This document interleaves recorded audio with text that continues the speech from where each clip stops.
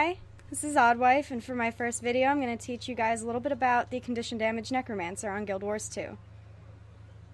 Okay, so for this build you need to have all of your weapons and armor with the precision, toughness, and condition damage spec. You can get a lot of the weapons on the trading post, and they're not horribly pricey or anything. Most of mine only cost me a few silver. I mean, if you have an 80 character, you probably have more than enough gold to pay for anything you need. But the better bet is to get the armor and weapons from dungeons. Twilight Arbor has the dungeon armor with the precision, toughness, condition damage, as well as Honor of the Waves and Ara. So those are going to be 3 dungeons that you're going to probably have to farm a lot. Your traits need to be spent 30, 20, 20, curses, death magic, and blood magic.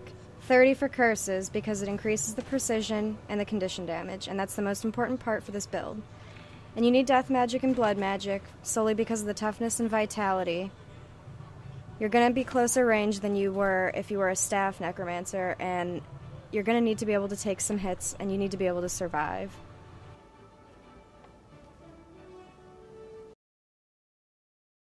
Okay, so now we're going to talk about the utility skills. The best heal to use is Consume Conditions.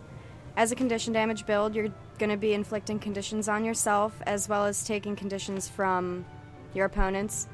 And for every condition you consume, you gain health. So that's definitely much more viable than Well of Blood. It has a longer cooldown. It's just not as good. Signet of Undeath is great for dungeons. With the upcoming change in mechanics, you're not going to be allowed to rally at a waypoint anymore. So in order to keep the group from resetting the boss, if people are going down, you can use Signet of Undeath and revive up to 3 downed allies in the area. That's really important. And the best part of the build is the Epidemic. It's kind of hard to get used to.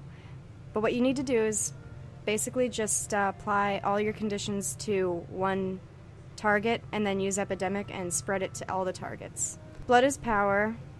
The best part about it is the 10 stacks of might. That's super important. And just be cautious.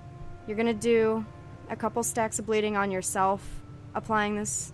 So you have a couple options. You can either use Deathly Swarm to transfer the bleeds from yourself to the foes, or you can consume the conditions if your health is low. So now we're going to put this build into action. This is what happens when you go into ore and you find a mob like this. The most important thing to remember is that you use Blood is Power first, and then you apply the rest of your conditions onto the mob. Make sure that you're using Epidemic after you apply all the conditions, like that. And then you can use the 3 ability. You'll notice that everything dies around the same time, too, which is really nice.